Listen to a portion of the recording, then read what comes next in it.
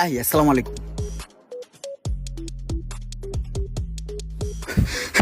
ভাই খারান, আপনি যে একটা গাড়ি বেচবেন, এই যে মোড়া লোকটার কাছে গেলেন, গ্যারেজের মালিক, এই কি ভালো লোক নাকি মিয়া? আপনার গাড়ির দাম আপনি 7-8 লাখ টাকার মতন চাইছেন না?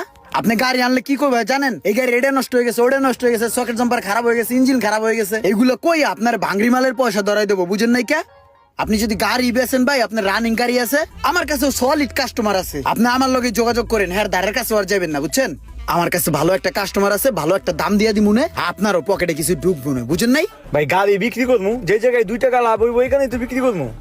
ঠিক আছে, আমি বিকালবেলা আপনার সাথে দেখা করবো, আপনি একটু খেয়াল রাখেন আমার ব্যাপারটা। আর শুনেন, আপনি কিন্তু এই গ্যারেজের আশেপাশে আর আইবেন না, ওই সোহাগ মিয়া ওই লোকটা কিন্তু বেশি সুবিধা না, আপনার গাড়ি চুষা খাইয়া লইব, বুঝেন নাই? আপনি এক কাজ করেন, গাড়িটা লয়ে বিকালে আহেন, আমি কাস্টমার দেখাই, কাস্টমার যদি পছন্দ হয় নগদ লেনদেন, কাঁচা টাকা, আপনার পকেটেও কিছু ঢুকবো, ঠিক আছে না? তাহলে